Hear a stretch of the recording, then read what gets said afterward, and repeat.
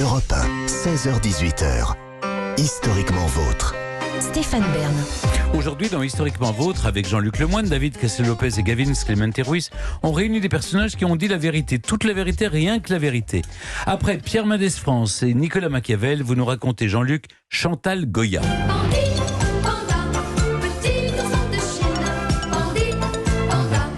Voilà, comme ça c'est fait. On s'en débarrasse dès le début. On l'aura pas en boucle dans la tête pendant une semaine. Je sais qu'il y en a d'autres, mais sur l'échelle de l'imagerie musicale involontaire, il a été prouvé que c'était la pire. Pandi Panda, né dans l'Himalaya. Et voilà, ça y est, je l'ai chopé. Donc oui, aujourd'hui les amis, on enfile notre petite robe rose et nos petites ballerines, on oublie les impôts, les ridules et les douleurs lombaires, et on récupère notre âme d'enfant. Bienvenue dans le monde magique de l'iconique Chantal Goya. Si tu as le cœur en peine, viens avec moi, je t'emmène au monde magique. Monde magique. Et c'est exactement ce que nous allons faire aujourd'hui. Et je sais ce que vous vous dites, Stéphane. Jean-Luc, t'es mignon, mais une dame qui chante avec des animaux et qui nous vante les mérites d'une godasse géante comme de moyen de transport, elle est où la vérité ? Alors déjà, vous me parlez meilleur, Stéphane. Et si vous insistez, il s'agit ici d'une vérité qui a failli coûter sa carrière à Chantal Goya.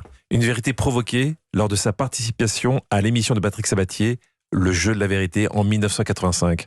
Alors, elle n'est pas légitime dans la thématique du jour ?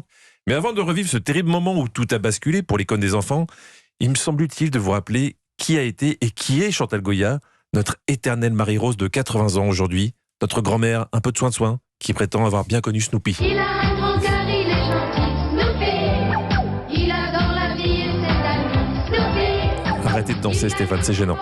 C'est à Saigon que Chantal Deguerre, son vrai nom, voit le jour. Elle est l'aînée d'une fratrie de 5 enfants et c'est également la cousine du comédien Claude Rich et du Chaboté. C'est le chat beauté, vous n'allez pas me greffer.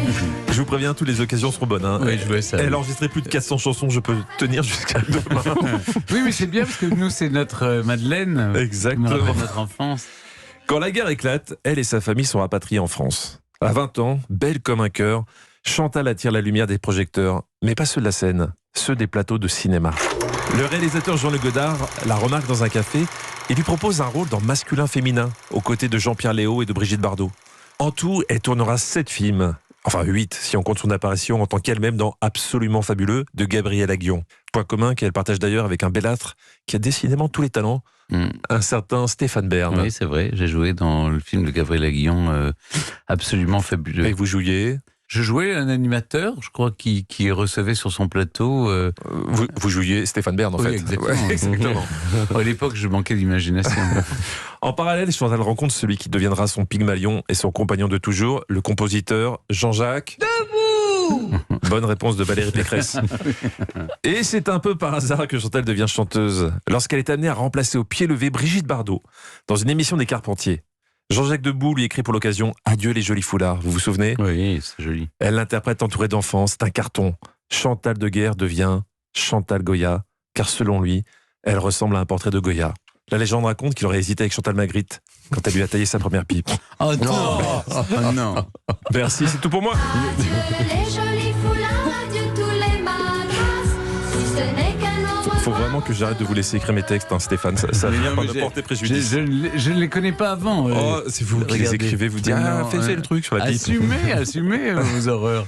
Chantal devient l'idole des enfants. Le premier album est un succès, avec notamment les tubes Un lapin. Ce matin, un lapin a tué un chasseur. Moi, je pense que c'était plutôt des chasseurs alcooliques qui ont essayé de cacher ça. Il y avait aussi Allons chanter avec Mickey. Allons chanter avec Mickey. Allons danser. Plus de 400 000 exemplaires sont vendus et quasi autant de boîtes d'antidépresseurs pour les parents. Et c'est pas tout. Le recouple crée toute une série de spectacles musicaux dans lesquels Chantal devient la sautillante, vous vous souvenez ? Oui. Vous savez comment elle s'appelle ? C'est Marie-Rose. Marie-Rose. Une fée selon les enfants, une folle selon certains parents. Malgré son nom d'anti-moustique, Marie-Rose bourre les zéniths. Et ben Marie-Rose elle bourre les zéniths et le Palais des Congrès à Paris. Et en cette année 1985, Chantal est au sommet de sa gloire, en pleine production d'un nouveau show, quand elle accepte de participer au Jeu de la Vérité sur TF1. Et là, le conte de fées va basculer. Le principe de l'émission est simple. Une célébrité est invitée et doit répondre aux questions des téléspectateurs ou des spectateurs présents sur le plateau, le tout en direct, sans montage ni censure. Ce 13 décembre, Chantal Goya accueille donc Patrick Sabatier, son bronzage impeccable, en direct du Palais des Sports de Lyon, au cœur de son univers féerique. Elle est en costume de Marie-Rose, face à 15 millions de téléspectateurs et une salle pleine à craquer. Et très vite, elle aussi, elle va craquer. Chantal s'attendait sans doute à de gentilles questions posées par des enfants, curieux de connaître la couleur préférée de Guignol ou l'état du sillon interfessier de Monsieur Le Chêne.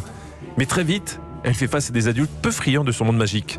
Chantal essaie de garder le sourire. Elle se réfugie derrière le personnage de Marie-Rose, mais le stress et le malaise sont palpables. Lors de l'intervention par téléphone d'une institutrice qui remet en cause son rapport au monde de l'enfance, elle perd pied, s'agite, enchaîne des mimiques gênantes, devient agressive, puis se lève pour chanter « Jeannot Lapin » face à un public un peu médusé. Dès le lendemain, toute la presse fusille l'attitude de la chanteuse. C'est le bad buzz absolu, bien avant l'invention du bad buzz. Les professionnels la lâchent, c'est parti pour 15 ans de traversée du désert, tout s'arrête.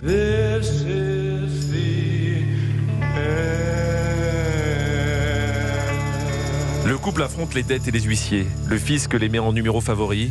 Leurs biens sont saisis et vendus aux enchères. Jean-Jacques Debout est en dépression et se barre aux Antilles. Jeannot Lapin ne répond plus au téléphone. Le dragon bleu est obligé de vendre ses organes. Et Bécassine se fait secouer le kouign-amann dans une camionnette en bordure du bois de Boulogne. Le rêve n'est plus qu'un long cauchemar. Et comme dans toutes les histoires de Marie-Rose, une bonne fée n'est jamais loin. Et dans cette histoire, elles sont même plusieurs. C'est même toute une communauté de fées. Les fées de la communauté gay. Je vous ai dit que Chantal avait tourné dans le film Absolument Fabuleux. Eh bien, elle y apparaît relookée par Jean-Paul Gaultier et interprète un remix dance devenu culte, Bécassine is my cousine.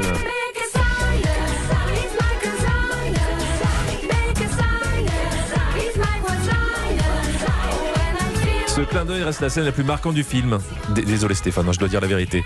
C'est vrai, j'étais là, je dansais avec elle. Mais c'est pour ça que c'est resté à la postérité. Ouais.